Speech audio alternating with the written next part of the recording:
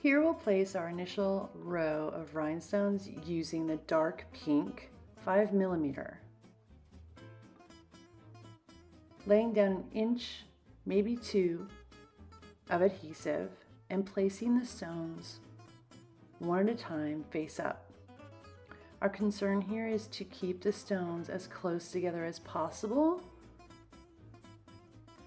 not so much keeping the row straight, because we'll address that when we're done. We just want to make sure that we have each rhinestone as close to each other as possible without overlapping. And as we progress throughout the lid, we're going to start working from left to right, filling in the final center space, as you'll see coming up. We adjust as we go, just pressing the stones down, making room for that final rhinestone. Now we place the lid flat, face down, and we're going to take the needle end of our rhinestone picker and push those stones down so that they're all horizontally even. And we're going to let this sit for 30 minutes. Once 30 minutes has gone by, we'll flip the lid over, and we're going to take the 2mm stone of the dark pink, which is actually the lighter shade of the two, and we're going to place them against the vinyl applique. So you'll lay down a little bit of adhesive, and then you'll lay down the 2mm stone, and you're going to bump it against the vinyl. It'll create some resistance. If you find that your stones are floating over the vinyl, then there's just too much adhesive. You can take your finger and mop it up a little bit and try again. This is probably the most tedious part of the process, but well worth your time and effort, because it really does help you create a nice polished look. It ties everything in together. Hard to see it now, but once it's all done, you'll appreciate the work you put into it.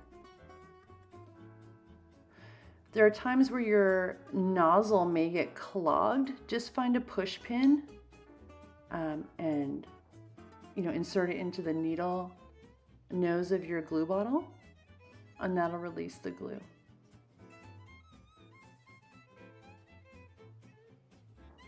Now we're going to fill in the area between the contour of the heart that you just created and the outer rim that we initially did.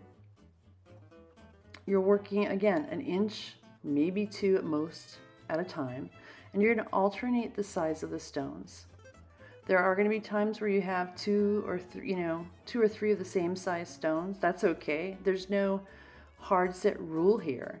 You're just trying to fill in the area. You're giving it this pseudo-random look.